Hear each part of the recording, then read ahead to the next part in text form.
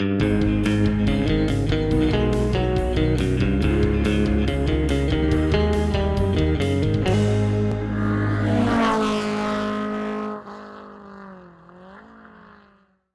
everybody, it's Charlie from Daily Motor, and today we've got this beautiful 2020 Toyota Supra.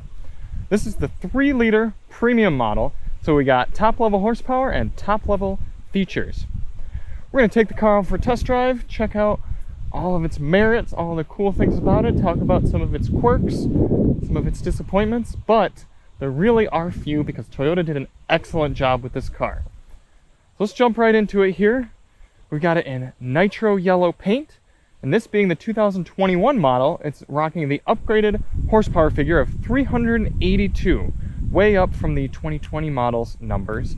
But from behind the wheel, we just know it feels great. This is about the perfect amount of power for the street. Not only is the Supra a great little 2-seater driver's car, it's also remarkably practical for what it is. The big old trunk in here. Quite a lot of space. If you might have seen on our live drive watching, we were actually able to fit a person in here. I was able to sit in there, and if we really wanted, could have closed the trunk. There was that much room. This cover pops up, and you can, there we go, really get quite a lot of things in there, and it actually passes right through to the driver area there, the cabin. Close that, nice little handle. For those of you who aren't aware, this is actually a car co-developed with BMW. So a lot of the inside and outside is really just a BMW Z4, but Toyota really went the extra mile tuning it and making it feel unique, and it actually drives better than most BMW products on the market today. Sliding into this tight, comfortable cabin. It's quite dark in here just with the low amount of windows. Everything's bathed in black. So let's start the car up. I'll turn it around, and then you might be able to see a little bit better. BMW shifter, BMW beeps. Kind of a unique gauge cluster to the Supra. There we go. Hopefully that contrasts a little better for you all. Nice thin feel to the steering wheel. I really appreciate that. A lot of BMW wheels are very thick, so I like that the Supra wheel is nice and thin. Good premium materials all around. Got your HVAC controls separate right here, radio controls. These are actually touch sensitive. If you see, I just tap my finger on there. I'm not even pushing the button, but just putting my finger on there brings up these different presets up on the radio. And this itself is a touch screen. So you can either use this very nice to easy to use iDrive BMW scroller here, or you can just click on things. You can go down here, bring up the sport displays, see how much horsepower we're using. Let's take a look at the window sticker before we get on the road.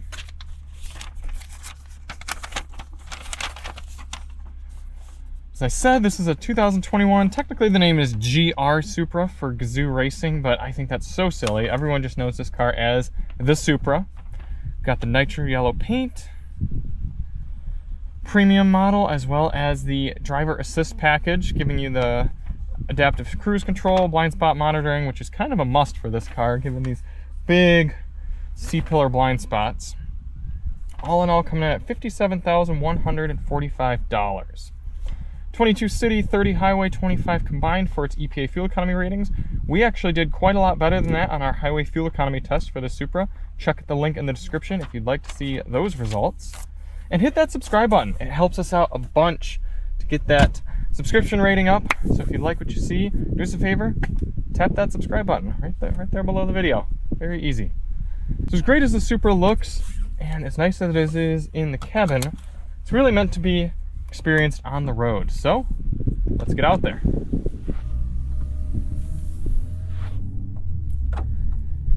Now I appreciate that in the Supra, unlike a lot of BMW products, there are only 2 drive modes, normal and sport. Not only that, but sport is configurable. So if you press this button, you get configure individual. You can change the damping, steering, engine, and transmission settings for sport mode. So I like to have damping sport, steering normal, engine sport, and transmission normal for just driving around. And when we go to do some spirited driving, I'll change that transmission to normal, but But I like a light steering feel. I don't need it to be heavy just to feel sporty. The Supra already has a better steering feel than most BMW products anyway, so why not let it be light and easy in the hands? I do love hearing those little pops, bangs, and noisy exhaust notes, but I'll show you what it sounds like in normal mode in a little bit as well.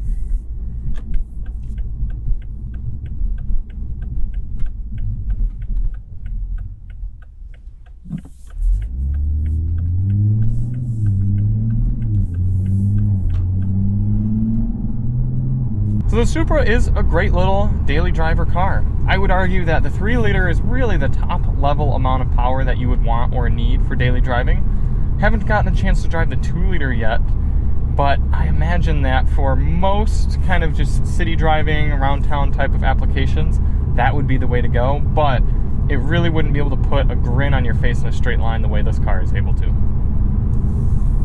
Switch over into normal mode now.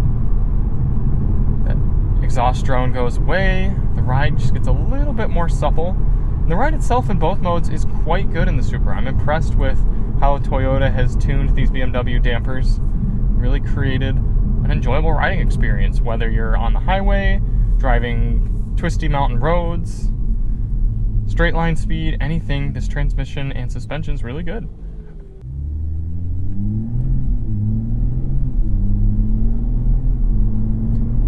As you can hear, getting away from that stoplight in normal mode, much quieter operation. We're already up to 8th gear.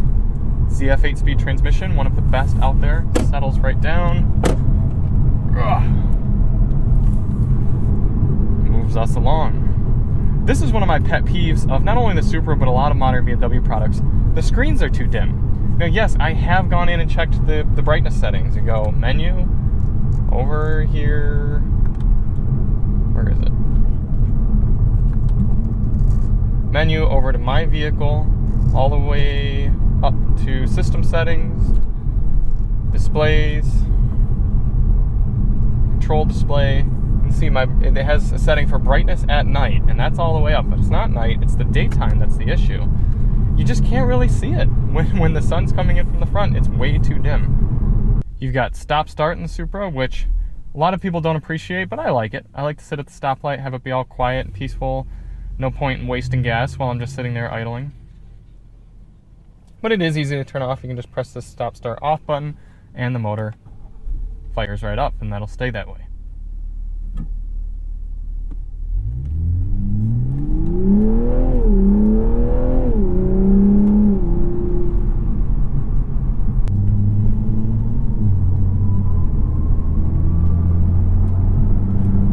Getting up here on the highway, this is a concrete section of highway, so it's a little loud, but should still give you an idea for how perfectly peaceful and enjoyable the Supra can be. It's a good road trip car.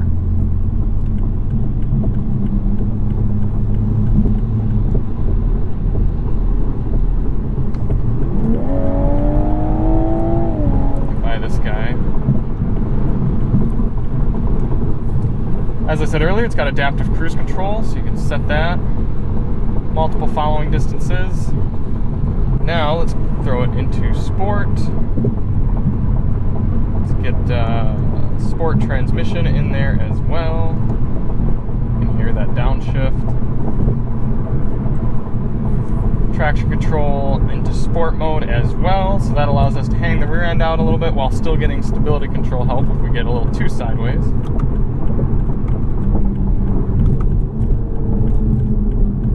Let's get loud.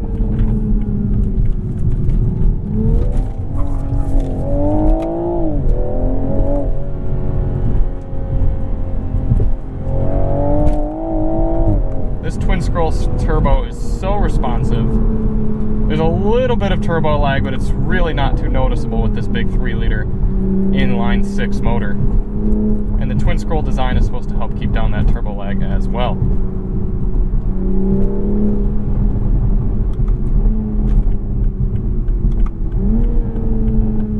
ZF 8-speed is perfect. Shifts are quick. Do a little launch control.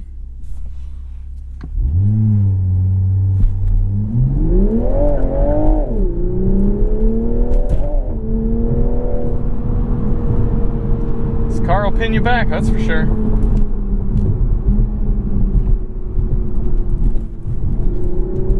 Now the Supra is not as enjoyable at the limit as the Z4, on which it shares a platform.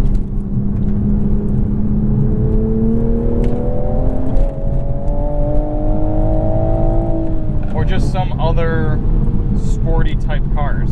Once you get up toward the limit, it's still a little bit, shaky, a little nervous. It's better than the 2020 car was. But it's definitely a car that's more enjoyable at sane city driving type speeds or country road driving speeds rather than racetrack style driving. And I'm okay with that. I mean, most people spend their driving on public roads, and I'd rather a car be fun that way rather than only enjoyable at the racetrack. Cars like that WRX Series White that we had, that was an example of a car that could really only be enjoyed at or near the limit. Whereas this car is more enjoyable, just putzing around, throwing around, being squirrely, having fun. I appreciate that.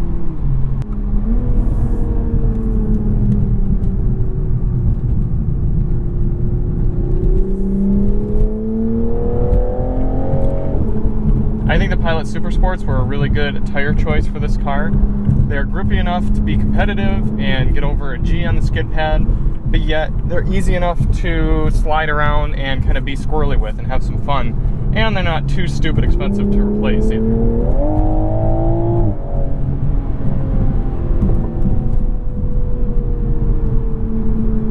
I'll do a 60-0 braking test here.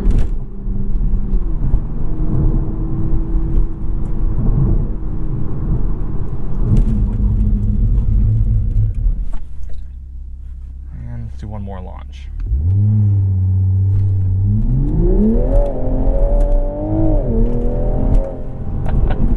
Those rear tires really have to fight for grip. Back into normal mode, calm down the transmission, and come into the end. So, Toyota did a really excellent job tuning this car. BMW did a good job building it. Very compelling package. And if you're in the market for a two-seater car, if it's the type of thing that you can make be your daily driver, or you just want one in the household, I wouldn't necessarily recommend it for track use. I just think there are better cars for the money that would just be better track day weapons. But for a car that can be tracked, but then also is just enjoyed in a lot of different street type settings and looks really, really good, is comfortable, pretty much a lot of boxes checked, the Supra is great for it. Backup camera, decent as long as you can see it. The screen still really dim. I wonder what happens if I go over here and hit brightness. Pretty much nothing. That's actually only affecting the camera. Great. All right. Pop open the very large hood. Ah, getting into the windy days again. Great. There it is, BMW inline 3, 6-cylinder, covered up with some Toyota plastic, but it doesn't take a lot of looking around to find BMW parts.